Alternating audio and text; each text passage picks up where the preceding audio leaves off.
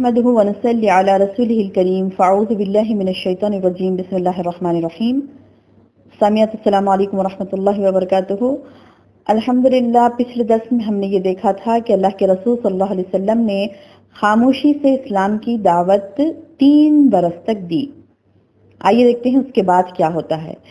اس کے بعد بہنوں جیسے ان 3 برسوں میں جیسے اللہ کے رسول صلی اللہ علیہ وسلم نے خاموشی سے اسلام کا کام کیا تو اس کے نتیجے میں قریش اور دوسرے قبیلوں کے کچھ اچھے لوگوں نے اسلام قبول کر لیا اور یوں اسلام کی علانیہ تبلیغ کے حالات میں تھوڑی سی گنجائش ہوئی.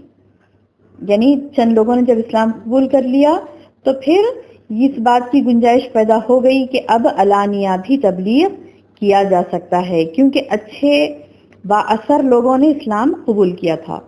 تو اللہ کے رسول صلی اللہ علیہ وسلم کو اللہ تعالیٰ نے حکم دیا اب آپ اپنے نزدیکی رشتہ داروں کو ڈرائیں, پھر جو ایمان لائیں آپ کے پیروکار بن جائیں ان کے لیے آپ اپنا بازو چھکائے رکھیں, اور جو آپ کی بات نہ مانے ان سے آپ کا لا تعلق ان سے آپ اپنی لا تعلقی کا اظہار کر دیں. اللہ اکبر. دیکھیے جو مانے رشتہ داروں میں سے, یعنی یہ حکم ہو اللہ کے رسول صلی اللہ علیہ وسلم کو کہ اب جو رشتہ داروں میں سے آپ کی بات مانتے ہیں ان پر ان کے لیے آپ اپنے بازو جھکائے رکھیں, یعنی ان کے ساتھ یعنی احسن سلوک کریں. اور احسن سلوک سے مراد آپ ان کے ساتھ میل جول رکھ سکتے ہیں, ان کے ساتھ محبت کر سکتے ہیں. احسن سلوک تو ویسے سبھی کے ساتھ کرنا ہے, لیکن احسن میں یعنی وہ سلوک جو محبت کے ساتھ اور قرابت داری کے ساتھ ہوتا ہے وہ صرف ایمان والوں کے لیے ہے. اس کے علاوہ جو نبی صلی اللہ علیہ وسلم پر ایمان نہیں لاتے ان کے لیے اللہ تعالیٰ نے یہ حکم دیا نبی صلی اللہ علیہ وسلم کو کہ آپ ان سے لا تعلقی کا اعلان کر دیں.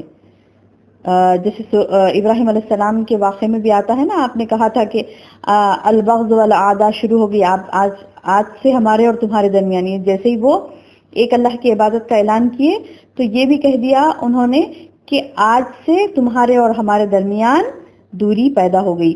تو واقعتاً یہ جو ایمان ہے, جو اسلام ہے, وہی ایک ایسی چیز ہے جو جوڑے رکھتی ہے ایک ایمان والے سے دوسرے ایمان والے رشتہ دار کو. ورنہ اگر اس کے پاس ایمان نہیں ہے, وہ اللہ اور اس کے رسول پر ایمان نہیں رکھتا, تو پھر یہ جوڑ ڈھیلا ہو جاتا ہے. تو بہرحال اللہ تعالیٰ نے نبی صلی اللہ علیہ وسلم کو یہ حکم دیا کہ آپ رشتہ داروں کو ڈرائیں.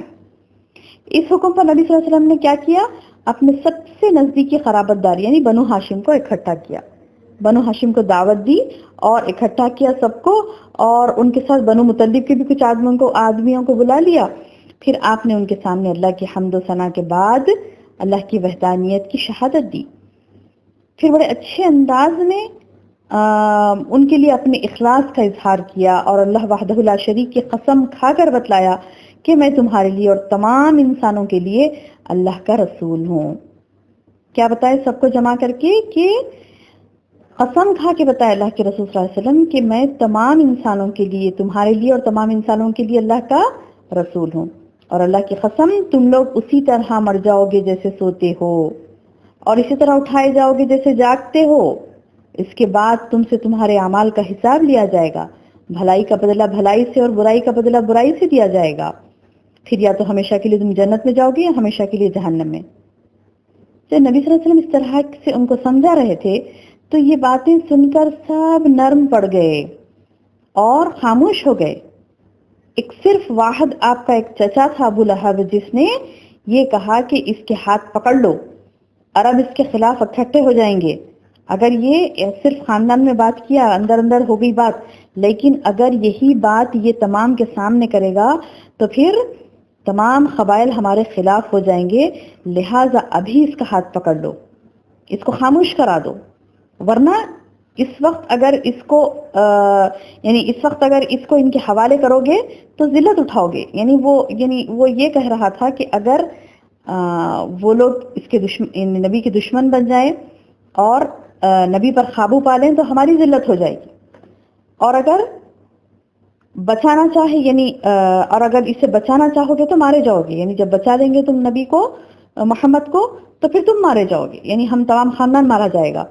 تو یہ کہہ کر ابو لہب نے آپ کے چچا ابو لہب نے سخت مخالفت کی، لیکن الحمدللہ اللہ تعالیٰ نے نرم گوشے والے اور مددگار چچا کو بھی تیار رکھا تھا، آپ کے دوسرے چچا ابو طالب۔ ابو طالب نے کہا ابو لہب تم چپ رہو، اور نبی صلی اللہ علیہ وسلم سے کہا تمہیں جو حکم ملا ہے تم کر گزرو اے بھتیجے۔ کیا کہا ابو طالب نے کہ تمہیں جو حکم ملا ہے اسے کر گزرو، واللہ میں تمہاری مسلسل حفاظت اور تمہارا بچاؤ کرتا رہوں گا، البتہ میرا جی نہیں چاہتا کہ میں اپنے والد عبد المطلب کا دین چھوڑوں، یعنی میرا جی نہیں چاہ رہا ہے، میرا دل نہیں بول رہا اس چیز کو چھوڑنے کے لیے، لیکن تمہارا جو کام ہے، جو تم کو حکم دیا جا رہا ہے وہ کرو، میں تمہارا ساتھ دوں گا۔ سبحان اللہ، یہ کس نے کہا؟ ابو طالب نے، آپ کے چچا ابو طالب نے۔ سبحان اللہ، اللہ پاک نے کیسے محمد صلی اللہ علیہ وسلم کو اسلام کی اعلانیہ تبلیغ کرنے کے لیے کہا، اور پھر آپ صلی اللہ علیہ وسلم کو پہلے اپنے رشتہ داروں کو ڈرانے کے لیے کہا۔ تو دیکھیے بہنوں، رشتہ داروں کو جب اسلام پہنچایا جاتا ہے تو موافقت بھی ہوتی ہے، مخالفت بھی ہوتی ہے، اس بات کو دھیان میں رکھیں۔ ہم وہی رسول کی امت ہیں، محمد صلی اللہ علیہ وسلم کی امت ہیں، کہ جیسے ان کے ساتھ بھی سلوک ہوا تھا رہتی دنیا تک، ان کی امتیوں کے ساتھ بھی یہی سلوک ہوگا۔ جیسے ان کو حکم دیا تو اللہ پاک نے محمد صلی اللہ علیہ وسلم کو حکم دیا تھا کہ آپ تبلیغ کریں، اپنے رشتہ داروں کو سمجھائیں، تو ہمارا بھی یہ کام بنتا ہے اللہ کے رسول صلی اللہ علیہ وسلم کی سنت پر ہم بھی عمل کریں اور اپنے رشتہ دار، خاندان، قبیلے کو جمع کریں، جیسے اللہ کے رسول صلی اللہ علیہ وسلم نے کیا تھا۔ ان کو دعوت دی، ان کو کھانے پر بلایا، ان کو دعوت دی، اور ان کو دعوت دے کر دعوت ہونے کے بعد سب کو یہ نبی صلی اللہ علیہ وسلم نے اسلام پہنچایا۔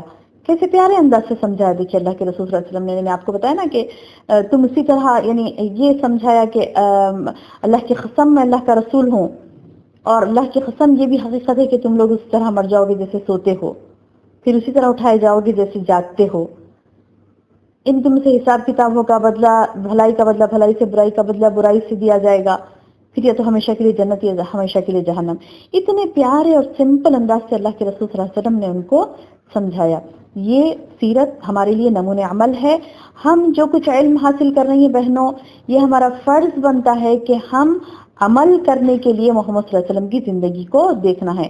ایسا نہیں کہ صرف ایک سٹوری ہے ہم دیکھ رہے ہیں، ایسا نہیں، بلکہ عمل کرنے کے لیے ہم کو دیکھنا ہے کہ اللہ کے رسول صلی اللہ علیہ وسلم نے کیسے عمل کیا تھا، ویسے ہی ہمارے لیے جیسا اللہ تعالیٰ فرماتے ہیں نا قرآن میں، ان فی رسولکم اسوۃ حسنہ، تمہارے رسول میں تمہارے لیے بہترین نمونہ ہے، تو پھر ہم وہ نمونے کو، یعنی اس چیز کو ہم غور کریں کہ کیا چاہتے ہیں اللہ تعالیٰ، کیا چاہتے ہیں نبی صلی اللہ علیہ وسلم کو، یعنی ایک ایگزامپل بنایا اللہ تعالیٰ نے، اور یہ ایگزامپل ہم لیں، اور انشاءاللہ جیسے میں نے آپ کو اعلانیہ تبلیغ میں پہلی بات یہ بتائی کہ آپ نے خاندان کو دعوت دی تھی، تو پھر انشاءاللہ ہم سنیں اور ہم نے عمل کیا انشاءاللہ، تو ہم بھی یہی کریں گے انشاءاللہ کہ اپنے خاندان والوں کو ایک اللہ کی طرف بلائیں گے، اور ہمارے خاندان والوں کو یہ بتائیں گے انشاءاللہ کہ انسان کی زندگی کا مقصد کیا ہے۔